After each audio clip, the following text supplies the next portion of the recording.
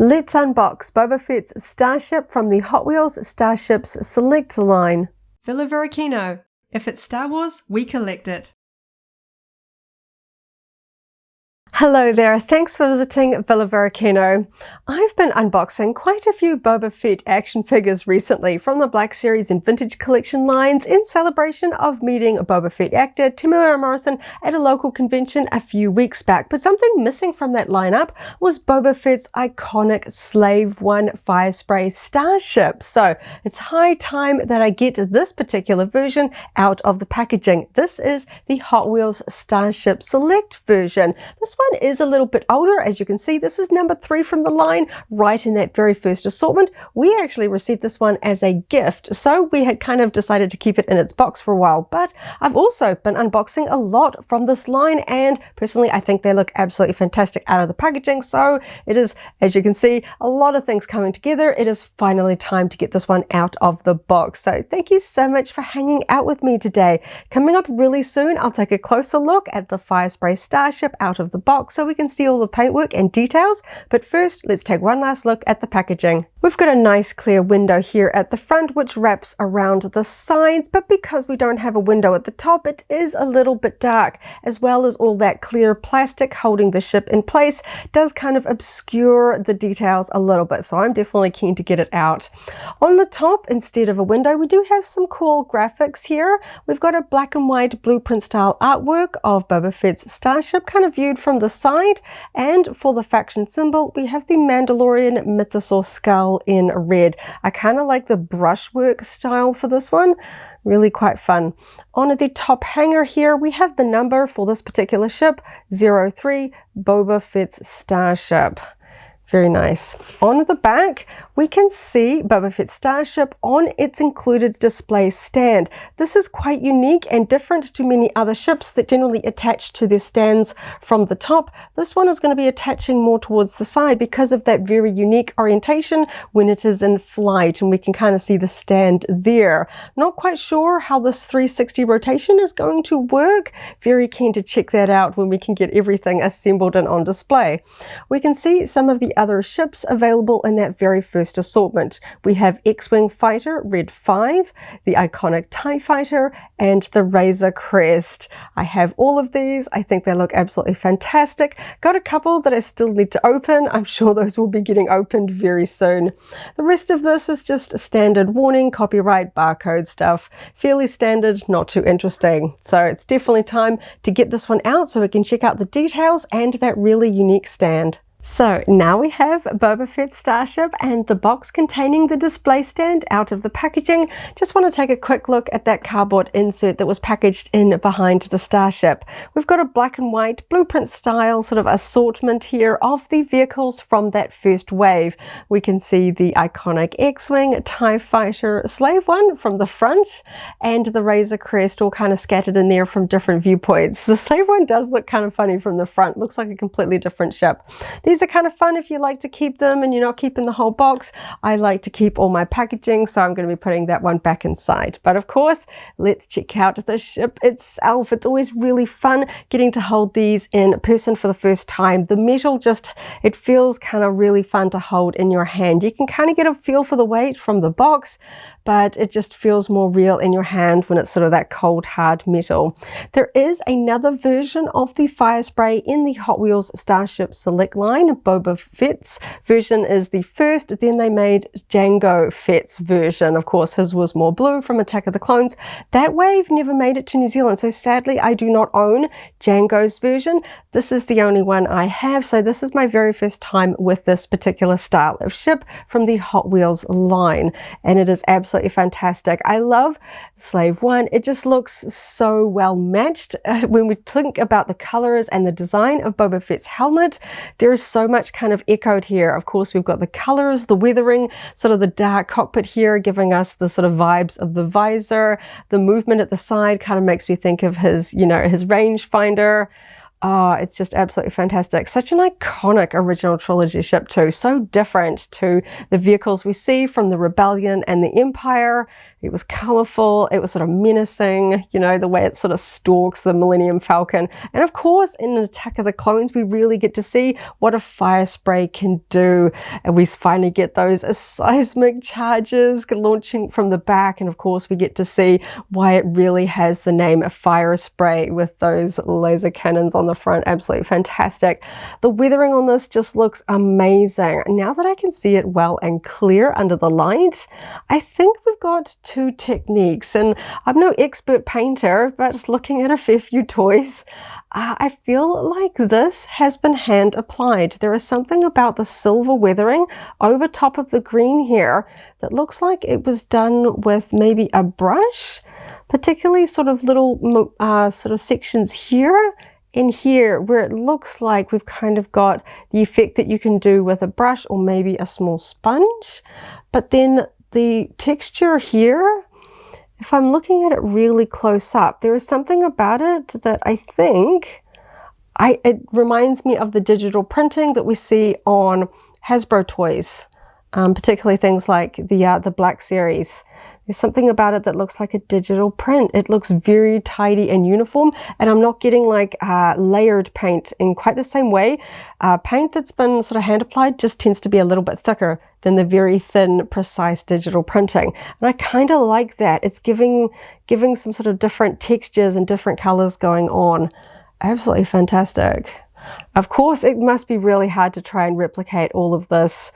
You know, fans of Boba Fett really do know their accuracy. Every little scratch and color tone on his helmet. There is so much going on here on his ship as well.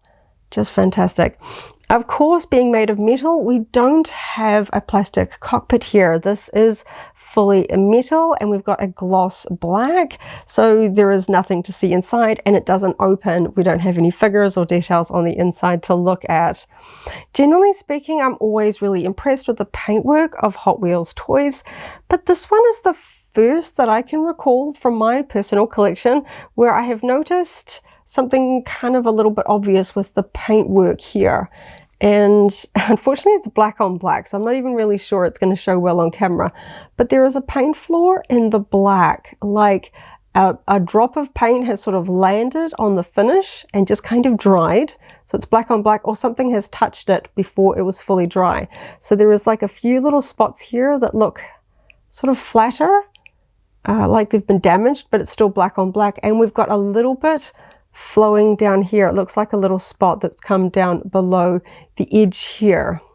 And I didn't get to see this on store shelves because it was really popular. It sold very quickly. I was very fortunate to be gifted this one as a present. So I don't know if the black lines surrounding the cockpit were evident on other examples, or this is, shall we say, more of a paint floor, or do we take it as kind of the style and weathering for this particular ship?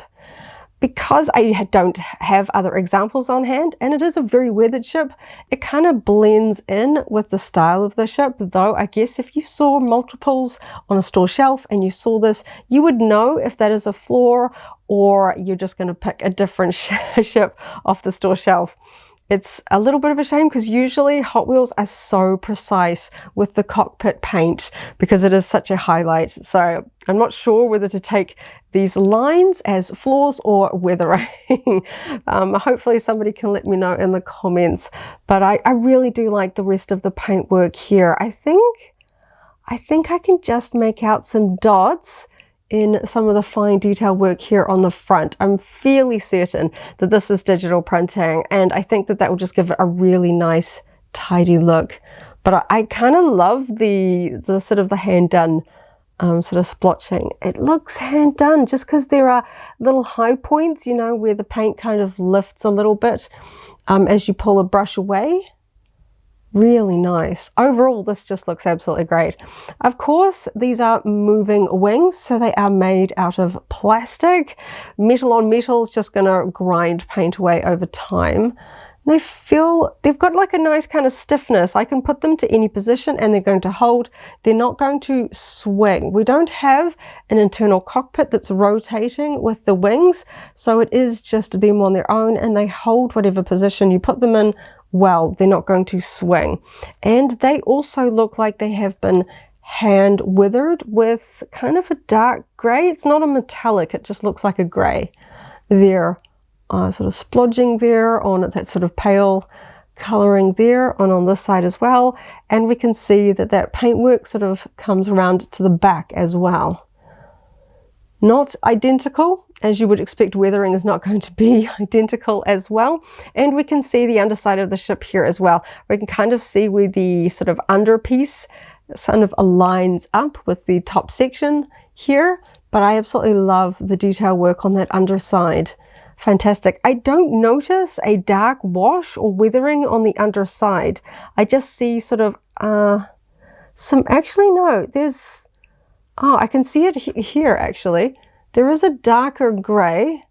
I didn't notice that at point because it doesn't, the dark grey is only on the light grey. It doesn't actually go over onto the green. But looking at this sort of dish section, I can see the dark grey over the light grey. And then this part here, it's a little bit more even. Just get a little patch or two up here where the dark grey isn't completely covering that light grey. And then of course we get those cool yellow engines. And I guess the point where the seismic charges would be coming out would be in here somewhere. I love the seismic charges. I absolutely love those space combat scenes in Attack of the Clones. We've really got to see what the Firespray could do. And then of course we've got the Lucasfilm copyright stamp there on the underside as well. And one of the other moving components is of course where the Firespray gets its name from. We've got sort of the laser turrets here on the front. They can also move. They move together, not independently, and it looks like they are connected to a plastic piece that runs on the underside of sort of the tail piece here, running down to, I guess, the cargo bay door, which is painted black. Under there. I don't see any paint on this underside, which is kind of rare for the Hot Wheels Starships that I have looked at in person. There's absolutely no weathering or painting on that underside. It's pretty hard to look at when I'm going to have this on display. That's definitely not going to be the angle that I'm looking at. I'm not going to be looking there. I'm going to be looking at the front, but it is just funny to see a section there with no paint job on top of that sort of glossy grey. There is kind of like a clean stripe down the top here for the green, but I guess if you're sort of thinking about where weathering would happen, it does seem just a little bit odd that it is completely clean. But of course, if it is like that on the original studio models, then Hot Wheels are not going to add on detail there. Just, yeah, very clean down that front section. Overall, I think this looks really cool. It's such a unique looking ship, and of course it is one of the larger ones. Not everyone has the budget or the display space for the ones scaled for action figures. I think this looks really cool. This is going to be very tall. A lot of the Select Starship line is kind of this orientation.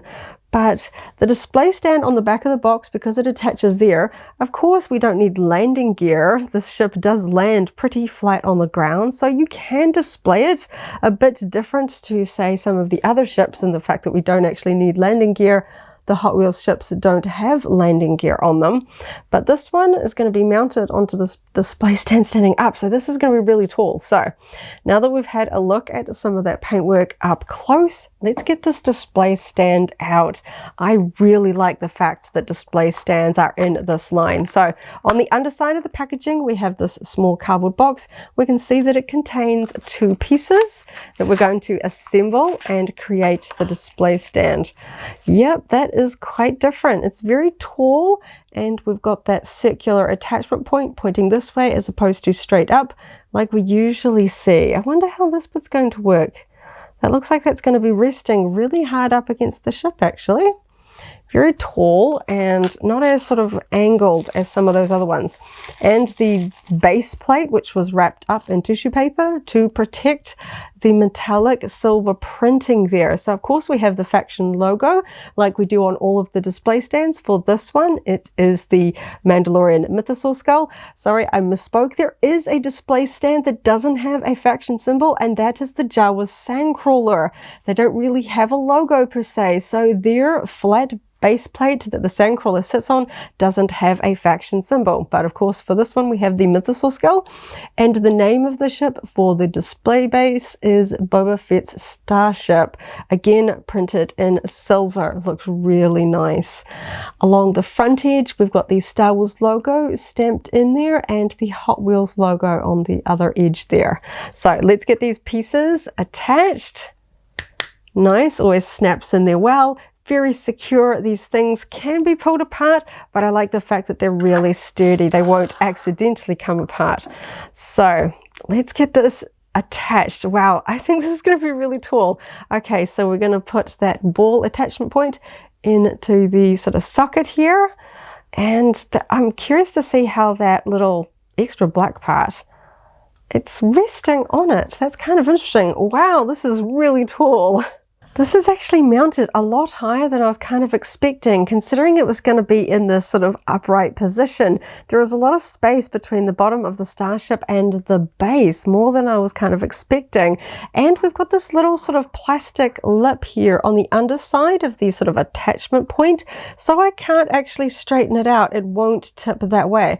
And I can't really tip it the other way either, because I thought that was kind of interesting, because on the back of the box, which I've just got here, we can see that because we've got a circle, it's kind of showing us a backwards and forwards arrow and a 360 sort of around it. But I'm not really able to rock it backwards and forwards, not like they indicate. And I'm not rotating it in the direction that the sort of arrow is spinning. The only direction I can spin it is this one, which is kind of odd. When, like, I can kind of get angling it like this, but I'm not going to sort of put it like upside down. It's a little bit unusual, but I know that that is the limitation. I just feel like this diagram could have been a little bit clearer. I think it's interesting that for this particular promo image, they have the wings pointing down and the guns pointing down as well, which I guess looks right if you've got it lying flat on a desk, but personally for me, if I was doing professional toy photography, I would have sort of mounted them like this, because I feel like that is how a fan would display it. So just going to pop that one out of the way, because yeah, I just thought that was kind of funny. I think this looks absolutely fantastic. I like the fact that on the most part, the display stands are the same, but obviously you can't use the same support shape for every ship, especially something as unique as this one. I think perhaps they've put that support there just to kind of stop it from perhaps slowly tipping forward and winding its way off. On the whole, I find their attachment points very secure. I've never had any of them sort of come off by accident. You really got to pull them off, and it does allow you to kind of really play with some posing, which is fun. It doesn't sort of lock on in a very one angle only. I like being able to sort of move them. You can kind of get a bit of a dogfight going with some of your ships. And of course, the faction symbols there, I think that's really cool. All of the display stands are black, with the exception of the newly introduced prototype vehicle variations, where they have a white display stand. So that's quite striking. I know the prototype versions are not for everyone, so it's kind of fun. They're off in their own little section. Everything else is this fantastic gloss black with the ship name and the faction symbol, and this just looks absolutely fantastic. Oh, I can't believe I had it in its box for so long. So of course, when I think of this ship, I think of it generally chasing down something else like Obi-Wan's Starfighter in Attack of the Clones, or of course the Millennium Falcon as we see in the original trilogy, which I have here on hand. So you can see how much taller this thing is. A lot of my ships are kind of this height. A lot of Star Wars starships sit on more of the sort of this plane. So like that box art, I can pivot these ones around in this way, so I can face them different ways. I can also sort of rock them backwards and forwards a little bit. I can angle them. This one I've got a little bit more limited, but honestly, if I had to choose between having it mounted flat like this, like it was landed, because these display stands are supposed to make the ships look like they are in flight, raised up like this is absolutely perfect. Honestly, if I could mount all of my Firespray ships in this orientation, this is how I want them, in flight, chasing down a sort of a target there. This looks absolutely fantastic. I can have these two posed together and you can see the different heights. This one's got a much steeper sort of angle here. This one's almost straight, just curves a little bit there at the top. And of course, the very big difference in height. It's kind of fascinating. Oh, so happy to finally have these two displayed together. I think this looks really cool. Iconic sort of original trilogy ships coming together on display. Of course, they are not to scale with each other. The Hot Wheels line are kind of all kind of an approximate size. So they're all kind of, you know, about the same size, fitting in that very standardized box. They're not in scale to each other. You have to go to something like the Micro Galaxy Squadron line by Jazzwares, which is approximately to scale to each other. But I just kind of like the bite-sized packaging of these ones. If you just want a representation of one of your favorite Star Wars starships, or maybe, hey, you're like me and want to collect them all, they fit very nicely on a display shelf. They don't break the bank. For us here in New Zealand, they retail about the price of a Funko Pop Vinyl collectible. These go for about 30 New Zealand dollars, but we can generally get them on sale for around 25. That is great. That is way cheaper than a vintage collection action figure for us here in New Zealand. So they are very affordable, and honestly, who doesn't want an iconic Star Wars starship to add to their collection? Honestly, I love this line. I've got so many on my wish list because not all of them come to New Zealand, sadly. I am still hunting down the Republic gunship, the shuttle Tidarium, and of course I am really hoping that new wave with the Naboo starfighter does arrive here soon. I was not sure when that first wave hit New Zealand if I was really going to be jumping into yet another toy line to collect, but I'm so very glad that I did, because we've just got so many amazing Star Wars starships from this line, and I hope it keeps going. There are so many I want to see in this line. I think it's absolutely fantastic. The paint quality, the detail, just the price point for what you get, it's absolutely fantastic. So happy to have such an iconic original trilogy era starship out for my collection. It just looks absolutely fantastic. I love the detail. It looks so cool next to the weathered Millennium Falcon, doesn't it? Ah, that was so much fun finally getting that one out. So thank you so much for hanging out with me today as I opened up another Hot Wheels Star Wars collectible, and I had a lot of fun checking out all those details. I hope you have a wonderful morning, afternoon, or evening wherever you are in the galaxy, and let's hang out again very soon for more Star Wars fun. May the Force be with you. If you're a Hot Wheels Starships Select fan, I recently unboxed the TIE Interceptor. That video is linked here in case you haven't already seen it, as well as our whole Hot Wheels unboxing playlist. This is the way.